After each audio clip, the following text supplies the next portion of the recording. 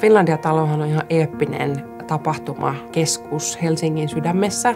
Me järjestetään kongresseja, kokouksia, konsertteja, erilaisia yritystapahtumia ja nyt sitten myöskin toimitaan tapahtumatalona ihan kuluttajille, eli ollaan avoinna myöskin kuluttajille joka päivä.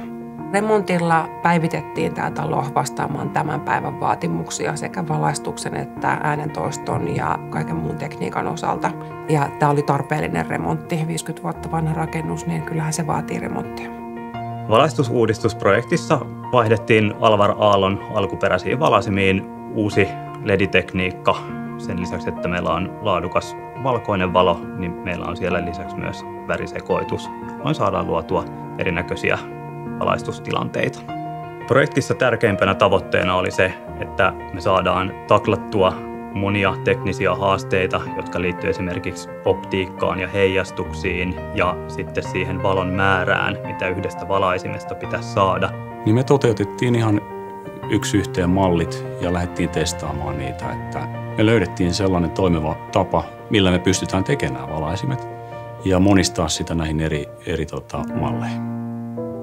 Tässä projektissa tehtiin noin 800 eri valaisinta ja niitä oli 18 eri mallista valaisinta ja niistä oli eri tiloissa. Oli tässä Finlandia-salissa, Helsinki-salissa, lämpiössä ja verandassa. Ja kaikissa oikeastaan, missä on värillistä valoa. Finlandia-talo on moneen muuhun tapahtumatilaan verrattuna siinä mielessä poikkeuksellinen, että sitä samaa tunnelmaa voidaan tuoda tapahtumatilan ulkopuolelta lämpiöihin ja eteisauloihin.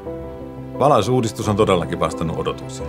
Se on hieno asia, että tämä ulottuu nyt oikeastaan kaikkialle tässä talossa, että me ollaan nyt tässä salissa ja me voidaan tehdä tänne joku valotilanne, joka me voidaankin jatkaa tuossa Piazzan alueella ja tarvittaessa vaikka sinne verandan tiloihin asti.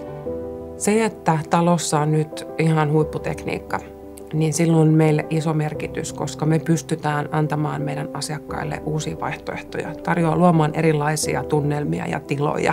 Ja se on tietysti meille ihan hirveän tärkeää, että tämä on merkittävä parannus aiempaan.